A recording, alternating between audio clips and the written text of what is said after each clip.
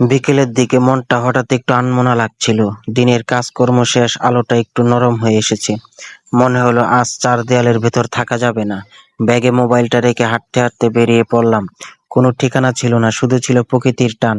পাশের বিলটা যেখানে মাঝে মাঝে বসে ভাবি হারিয়ে যাই, ঠিক সেদিকেই পা চলে গেল নিজেরই অজান্তে। তখন আকাশটা একেবারে অন্যরকম লাগছিল, যেন কেউ রঙের ক্যানভাসে তুলির টানে মেখে দিয়েছে। নীল সাদা আর একটু সোনালি আলো। বাতাসে ছিল হালকা ঠান্ডা, গায়ে লাগছিল এক অদ্ভুত শান্তি। দূর থেকে ভেসে আসছিল পাখির ডাক, গাছের পাতাগুলো দুলুনি যেন একটা সঙ্গীত তৈরি করছিল। চারপাশে কোনো শব্দ নেই, শুধু প্রকৃতি আর আমি।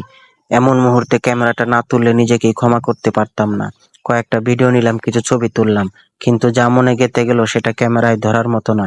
হঠাৎ বদলে গেল আবহাওয়া, একটা ঠান্ডা হাওয়া বইলো মুখ ছুঁয়ে। আকাশটা কালো হয়ে উঠলো ধীরে ধীরে, মনে হলো আকাশ যেন অভিমানে মুখ কালো করেছে। বাতাসে টের পেলাম এক চেনা গন্ধ বৃষ্টির। এই ছোট্ট কিছু মুহূর্ত, এই একটুখানি গোড়া মনটাকে শান্ত করে দিল।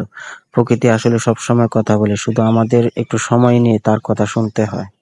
তো আজকের ভিডিওটা এখানেই শেষ। কেমন হয়েছে লাইক কমেন্ট করে জানাবেন।